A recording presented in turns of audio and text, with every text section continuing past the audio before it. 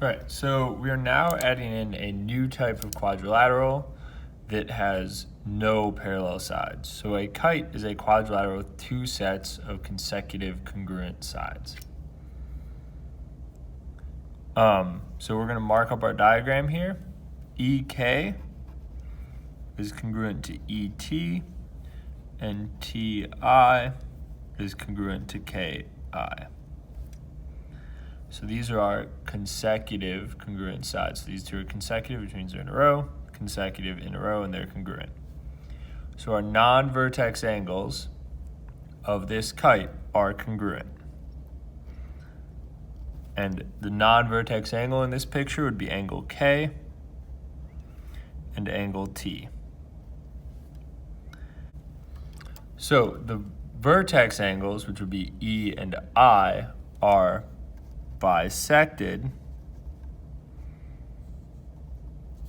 by a diagonal. And the diagonals of the kite, so sorry, these are bisected. Let me draw these in. So this small angle is congruent to that small angle, and that small angle is congruent to that small angle. And then our second diagonal, this one here from T to K, they got off paper, these diagonals are perpendicular.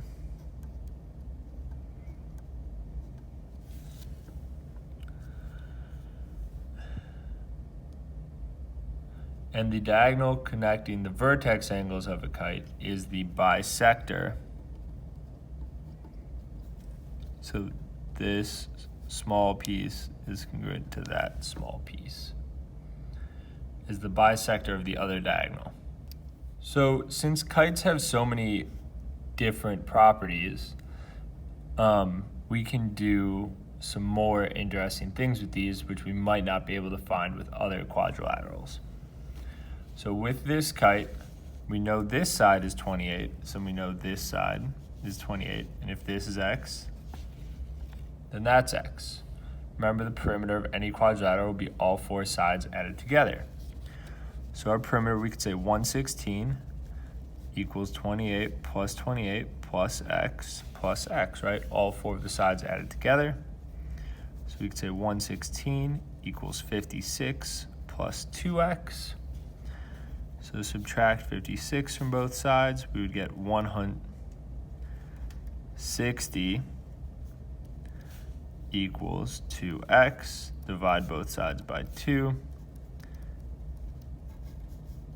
X equals 30.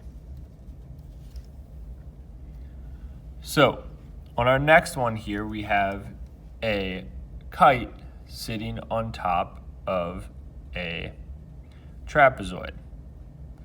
So this will help us figure out some of these other pieces in a second. So here, to find x, what we need to do to find x is we know that all of the angles in a quadrilateral add up to 360 degrees.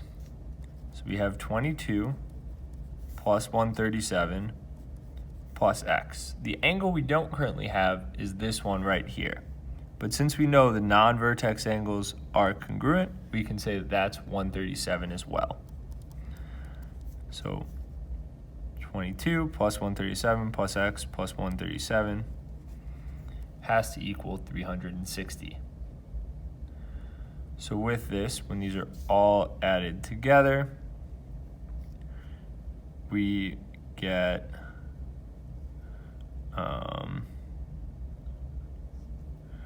196, 296, there you go. I knew 196 wasn't right.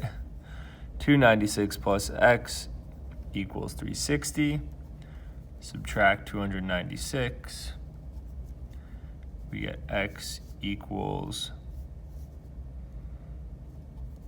64. So that is 64 degrees. Now to find y, we know since these two are congruent because they're marked as such, we know that's 137. So since this is 137, this and y, because it's a trapezoid, these two are supplementary. So y would be 180 minus 137, which is 43. Our final problem here we'll deal a little bit with congruent triangles. So, and right triangles. So we know that this right angle here means that we can find x by subtracting 90 and 78 from 180. So 90 plus 78 plus x equals 180 because it's a triangle. So with this, we get x equals 12.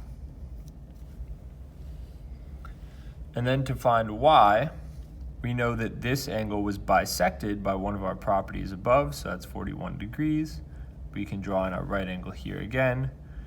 So 90 plus 41 plus x equals 180. Sorry, plus y, excuse me, plus y equals 180. So y will equal 49 degrees. Thanks.